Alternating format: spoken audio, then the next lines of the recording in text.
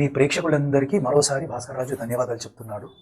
మన ధర్మ మార్గం ఛానల్ 50,000 సబ్స్క్రైబర్స్ని కూడగట్టుకుంది. సో నన్ను సపోర్ట్ చేసిన సబ్స్క్రైబర్స్ అందరికీ మరోసారి పేరు పేరున ధన్యవాదాలు.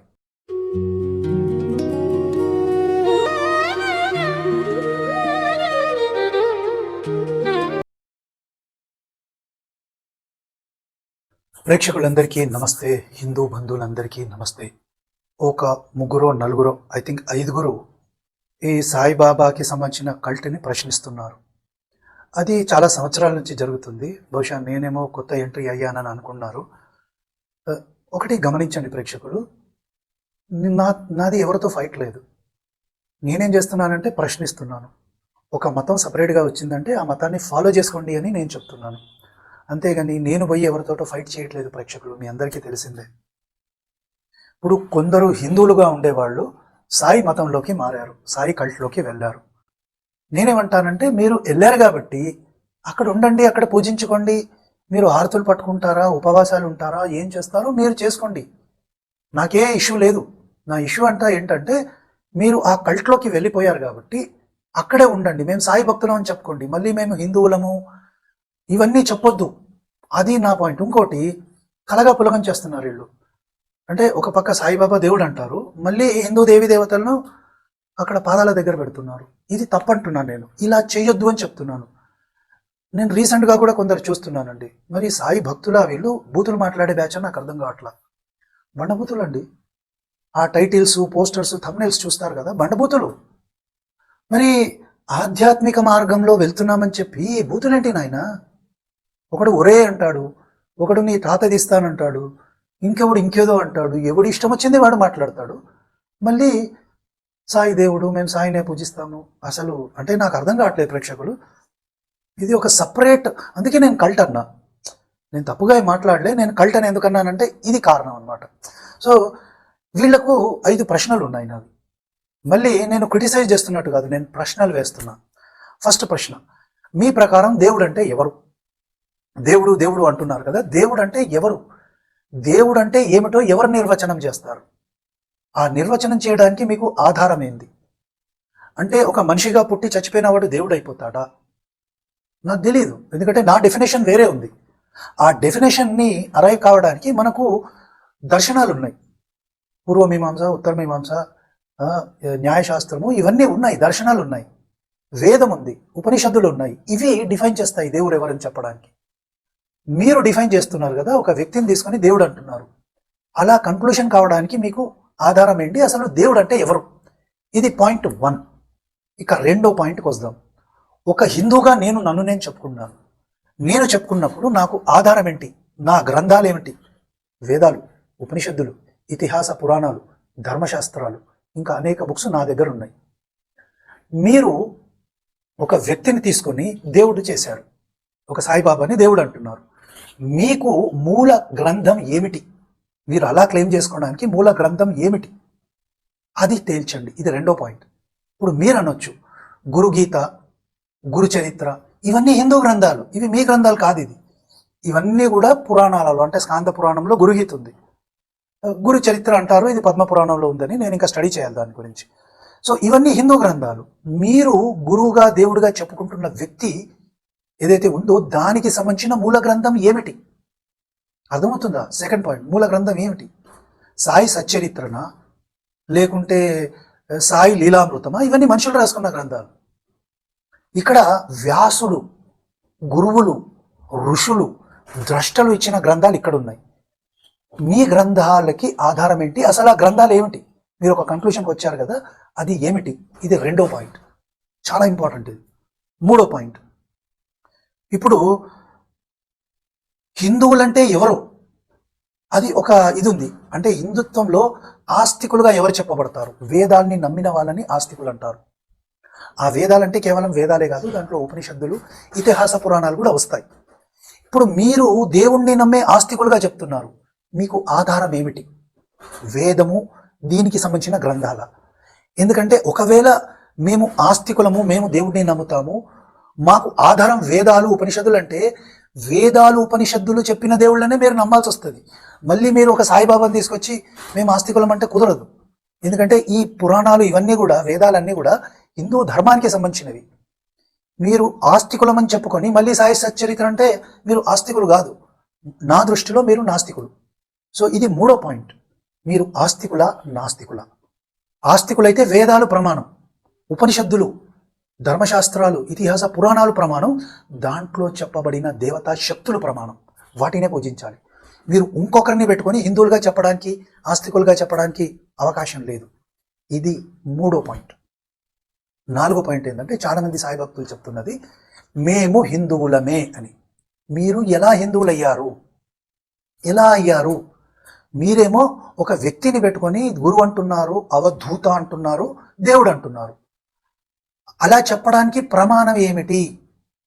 ఈ తిరిగి తిరిగి అన్ని క్వశ్చన్లు ఒకటే పాయింట్కి వస్తాయండి. అర్థమవుతుందా? సో ఒక ఎగ్జాంపుల్ ఇస్తాను. ఇప్పుడు ఒకప్పుడు యూదా మతం ఉండేది. యూదా మతం ఈ రోజుకి ఉంది, పోతే మైనారిటీలో ఉంది. ఎందుకంటే వీళ్ళు ప్రబలిపోయి ఒక క్రిస్టియానిటీని ఈ యూదా గ్రంథం నుంచి, తనకు నుంచి తయారు చేసుకున్నారు. కానీ మన భారతదేశంలో అంత దౌర్భాగ్యంగా లేదు మన పరిస్థితి. మెజారిటీ హిందువులే ఉన్నారు. హిందువులకి ప్రమాణం వేదాలు, ఉపనిషత్తులు ఇవన్నీ. మీకు ప్రమాణమైన గ్రంథం ఏమిటి? మీరు హిందువులు కాదు, ఎందుకంటే సపరేట్ ఒక కల్ట్ తయారైంది అక్కడ. మీరు ఆ కల్ట్లో ఉంటూ మేము హిందువులమని చెప్పుకోలేరు. ఎందుకంటే ఇదే విషయాన్ని మనం ఈ క్రిస్టియానిటీకి, యూదాకి అప్లై చేద్దాం, లేకుంటే ముస్లింలకు కూడా అప్లై చేయొచ్చు. యూదులకి ప్రమాణమైన గ్రంథం తనకు, దాన్ని తర్వాత కాలంలో వచ్చిన క్రిస్టియన్లు ఇది పాత నిబంధన అన్నారు. అది పాత నిబంధన కాదు, అది సపరేట్ విధానం. అది అట్లాగే ముస్లింలు ఒరిజినల్గా ఈ తనకనేది యూదులది. ముస్లింలు వచ్చేసి లేదు అది మాది అని క్లెయిమ్ చేయలేరు. సో ఒకసారి మీరు ఒక కల్ట్లోకి వెళ్తే మీరు కల్ట్ సభ్యులు అవుతారు, కానీ మీరు హిందువులు కాదు. అవుట్ అయిపోయింది అక్కడ. ఈ అర్థం చేసుకోండి. మీరు హిందువులు అయితే మీకు వేదము, ఉపనిషత్తులు ఇవి ప్రమాణం. ఎవరో మనుషులు రాసిన పుస్తకాలు ప్రమాణం కాదు. ఇది చాలా ముఖ్యం. ఇంకోటి మళ్ళీ రిపీట్ చేస్తున్నాను, ఫిఫ్త్ పాయింట్. ఫిఫ్త్ పాయింట్ ఏంటంటే, మీరు సాయిబాబా దేవుడు అంటే పూజించుకోండి, నాకేం ప్రాబ్లం లేదు, మీరు పూజించుకోండి. కానీ మళ్ళీ ఇక్కడికి వచ్చి సాయిరామ్, సాయి కృష్ణ ఈ పిచ్చి మాటలు మాట్లాడద్దు, కలగాపులగం చెయ్యొద్దు. అది నేను చెప్తున్నా. తీసేయండి, మీరు సపరేట్ పోయి. ఎందుకంటే సనాతన ధర్మం ప్రకారం, మన సనాతన గ్రంథాల ప్రకారం ఒక్కసారి వేదం నుంచి, మన ఇతిహాస పురాణాల నుంచి డీవియేట్ అయిపోతే వాడు మ్లేచ్చుడు, వాడు పడిపోయినోడు. మీరు పడిపోయి ఒక మతాన్ని తయారు చేసుకున్నారు. మీరు అక్కడ పడిపోయి మళ్ళీ ఇక్కడికి వచ్చి హిందువులకి ఈ మతాన్ని ప్రచారం చేయొద్దు, మ్లేచ్ఛ మతాన్ని ప్రచారం చేయొద్దు. అది మాకు సంబంధం లే. ఎందుకంటే హిందూ గ్రంథాల ప్రకారం మీరు పడిపోయారు, మీరు నరకంలో పడతారు. గ్రంథాల ప్రకారం, నా ప్రకారం కాదు, గ్రంథాల ప్రకారం మీరు నరకానికి వెళ్తారు. మీరు వెళ్తే వెళ్ళండి, కానీ హిందువులని మళ్ళీ డైవర్ట్ చేయొద్దు, ఇక్కడ వాళ్ళని నరకంలో పడేయొద్దు. ఇది చాలా ఇంపార్టెంట్ 5 పాయింట్స్ అండి. సో 5 పాయింట్స్ ఏంటో మళ్ళొకసారి మీరు రివైండ్ చేసుకొని ఈ వీడియో చూడండి. ఇక నేను ఇంకో ముఖ్యమైన పాయింట్కి వస్తాను. ఈ రమణానంద మహర్షి అని ఎవరో ఉన్నారు, ఆయన చాలా పుస్తకాలు రాశానని చెప్పుకుంటున్నాడు, గురువునని కూడా క్లెయిమ్ చేసుకున్నాడు. మరి ఆయన రాసిన బుక్కులు ఏవి? అవి నేను కొన్ని చూశానండి. అఫ్కోర్స్ వీళ్ళ వెబ్సైట్లోనే కొన్ని బుక్స్ ఉన్నాయి. ఆ బుక్స్ చూసి ఈయన బుక్కులు రాశాడని చెప్పుకున్నాడు. 600 బుక్లు ఎన్నో రాసుకున్నాడంట. మరి బుక్కులు రాయడం అంటే ఏందో నాకు అర్థం కాలేదండి. నేను కొన్ని ఎగ్జాంపుల్స్ ఇస్తాను. బుక్ రాయడం అంటే ఏందో ఎగ్జాంపుల్స్ ఇస్తాను. ఒకసారి ఇది చూడండి ప్రేక్షకులు. సో ఇక్కడ చూడండి ప్రేక్షకులు, ఇది నా ఋగ్వేద అనువాదం. ఇక్కడ క్లియర్గా మీకు ఏంటంటే మంత్రం ఎవరు, ఋషి ఎవరు ఇదంతా ఉంటుంది. మంత్రం డీటెయిల్స్ ఇచ్చాను, తర్వాత నేను అనువాదాన్ని ఇచ్చానండి. సో మొత్తం అంటే అగ్ని గురించి చెప్పబడిన మంత్రం, దాని అనువాదం మొత్తం ఉంటుంది, దాని డీటెయిల్స్ కూడా ఉంటాయి. ప్రతి మంత్రం కింద అనువాదం ఉంటుంది, ఇవన్నీ ఉంటాయి. ఇది గ్రంథం అనువాదం చేయడం, పుస్తకాలు రాయడం అంటారు దీన్ని. నేను ఇంకో ఎగ్జాంపుల్ కూడా ఇస్తాను మీకు. ఇది శుక్ల యజుర్వేదం. ఇక్కడ కూడా 4వ అధ్యాయం నేను చూపెడుతున్నారు, ఎన్ని మంత్రాలు ఉన్నాయి. ఆ మంత్రం ఇస్తున్నాను, దానికి సంబంధించిన అనువాదాన్ని కూడా మీకు చూపిస్తున్నాను, అనువాదం ఎలా ఉంటుంది. సో ఇది పుస్తకాలు రాసే విధానం. అయితే మరి రమణానంద గారితో నాకేం ఫైట్ లేదండి. ఆయన గురువు అయి మంచి మాటలు చెప్పుకుంటే మంచి మాటలు చెప్పండి, ప్రాబ్లం లేదు. పోతే ఈయన రాసిన ఆర్ సంకలనం చేసిన ఋగ్వేదం గురించి, చతుర్వేదం గురించి చెప్తున్నారు. అది నేను ఇప్పుడు చూపిస్తున్నాను మీకు. సో ఇక్కడ ఈయన ఏమంటున్నారు అంటే, ఇది కూడా చూడండి, చతుర్వేద సంహిత అంటున్నారు. మంచిదేనైనా, మంచిదే, మీరు బుక్కులు రాశారు. ఈయన పేరు కూడా పెట్టుకున్నారు, రమణయ్య అంట ఈయన పేరు. మీరు మంచి పని చేస్తే మేమేం కాదనమండి. సో అఫ్కోర్స్ చాలా డీటెయిల్స్ ఇచ్చారు. నేనేం చేస్తానంటే కొంచెం ముందుకు వెళ్తాను. ఇది వెబ్సైట్లో ఉందండి, ఫిజికల్ కాపీ నా దగ్గర లేదు. సో ఇక్కడ మనం చూస్తే ఈయన మంత్రాలను ఇచ్చాడండి. ఇక్కడ మీరు చూస్తే మనకు 17th సూక్తం ఋగ్వేదంది మనకి ఇక్కడ కనపడుతుంది. ఇక్కడ మంత్రాలు ఇచ్చేశాడు. మనకి ఎక్కడ కూడా దాని అనువాదం లేదు. ఇది పుస్తకం రాయడం ఎలా అయింది? ఇది పుస్తకం రాయడం కాదు కదా. ఇప్పుడు మనకు ఈ మంత్రాలు ఆన్లైన్లో దొరుకుతాయండి. దాన్ని సింపుల్గా కాపీ పేస్ట్ చేసుకోవచ్చు. అది బుక్కులు రాయడం ఎందుకు అవుతుంది? కాపీ పేస్ట్ అవుతుంది. ఇది కాపీ పేస్ట్ అవుతుంది, బుక్కులు రాయడం కాదు. ఈ మంత్రాలు మనకు ఆన్లైన్లో దొరికిపోతాయి. నా పాయింట్ అంతా ఏంటంటే, ఇది వేదమని మీరు అంటున్నారు, ఇది వేదమే ఒప్పుకుంటున్నాను. దీని అనువాదం ఏంది? ఎక్స్ప్లెనేషన్ ఎక్కడుంది? దీని అర్థాలేవి? ఈ మంత్రాన్ని నేను సాధారణ ప్రజలకి ఎలా చెప్పాలి? అది నేను అడుగుతున్నా. ఇది బుక్కులు రాయడం ఏందండి? ఎక్కడ చూసినా మంత్రాలే ఉన్నాయి, ఎక్కడ కూడా అనువాదం లేదు, ఎక్స్ప్లెనేషన్ లేదు. సో ఇది ఋగ్వేదాన్ని మీరు రాశారంటున్నారు, మరి ఏం రాశారండి? ఇది అంతా కాపీ పేస్టే కదా. నేను ఇంకోటి చూపెడతాను బుక్ ఇనది. ఇది చతుర్వేద బ్రహ్మజ్ఞానము అని అంటున్నారు ఈయన. ఇక్కడ చూసినా కూడా ఏంటంటే మొత్తం మంత్రాలు ఉన్నాయండి, ఎక్కడ కూడా దీని అనువాదం లేదు.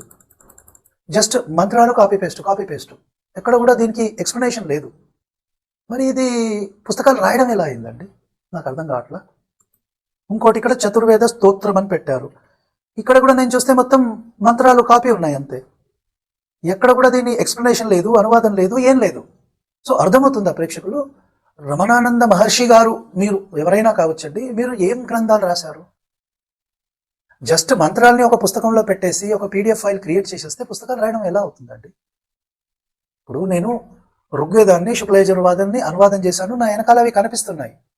దాంట్లో అనువాదం ఉంటుంది, దాని తాత్పర్యం ఉంటుంది, దాన్ని ఎక్స్ప్లెయిన్ చేశాను. అది కొనుక్కున్న వాళ్ళు దాని ఎక్స్ప్లెనేషన్ని చదవచ్చు, నన్ను కాంటాక్ట్ చేయొచ్చు అవసరమైతే. ఇది పుస్తకాలు రాయడం. జస్ట్ మనకు ఆన్లైన్లో దొరికే మంత్రాలను తీసుకొని ఒక బుక్లో పెట్టేసి నేను బుక్లు రాశానంటే ఇది నాకు అర్థం కావట్లేదండి. మరి బుక్లు రాయడం ఏంటి ఇది? ఇది నాకు చూస్తుంటే కాపీ పేస్ట్ చేయడం అండి. సో మీరంటే నాకేం కోపం లేదండి, మీరేమన్నా మంచి పని చేస్తే చెయ్యండి. శివలింగాలు పెడుతున్నారు, పెట్టండి, అభిషేకాలు చేయండి. ఈ సాయిబాబాకి సంబంధించింది ఏ గ్రంథం ఉంది? వేదాలలో చెప్పారా? ఉపనిషత్తులలో చెప్పారా? ఎక్కడ చెప్పారు? ఎక్కడ లేదు. గురుగీతలో లేదు. గురు చరిత్ర అని ఏదో పద్మపురాణంలో ఉందంటున్నారు, అక్కడ లేదు. శ్రీపాద శ్రీవల్లభ చరితం అని ఏదో పుస్తకం చెప్తున్నారు, అది ఫేక్ బుక్. మొత్తం చెక్ చేశాను నేను, దాని మూల ప్రతులు ఎక్కడ లేవు.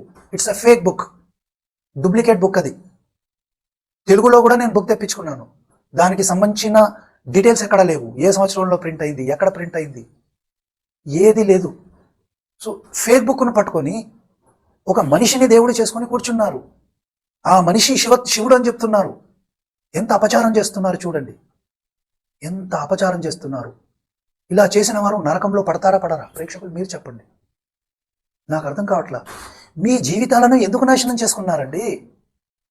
మీ జీవితాలను కోరి ఎందుకు నాశనం చేసుకున్నారు? శివుడి నుంచి తప్పిపోయి ఒక వ్యక్తి దగ్గరికి వెళ్ళిపోయి వ్యక్తిని దేవుణ్ణి చేసుకొని శివుణ్ణి ఎందుకు వదిలేశారు? విష్ణువుని ఎందుకు వదిలేశారు? వేదాలను ఎందుకు వదిలేస్తున్నారు? ఇలా చేస్తే మీ జీవితాలు బాగుపడతాయా? మీ రాబోయే తరాలు కూడా నాశనం అయిపోతాయి. ఆలోచించండి సాయి భక్తులు, తప్పు మార్గంలో వెళ్తున్నారు మీరు. ఇది చాలా చాలా తప్పు. కోరి మీ నాశనాన్ని మీరే కోరుకుంటున్నారు. అలా కోరుకునే వాళ్ళ పట్ల నేను జాలి పడగలను, అంతేగాని మీ మీద నాకు కోపం రావట్లా. కోరి మీ జీవితాలని మీరే నాశనం చేసుకోండి. మీ రాబోయే జన్మలన్నీ నరకంలో పడబోతున్నాయి. ఇది సలహా అనుకుంటారా, వార్నింగ్ అనుకుంటారా? మీ ఇష్టం. ప్రేక్షకులు ఈ వీడియో గురించి ఏమంటారు కామెంట్ రూపంలో చెప్పండి. వీడియోని లైక్ చేయండి, షేర్ చేయండి. జై శ్రీరామ్.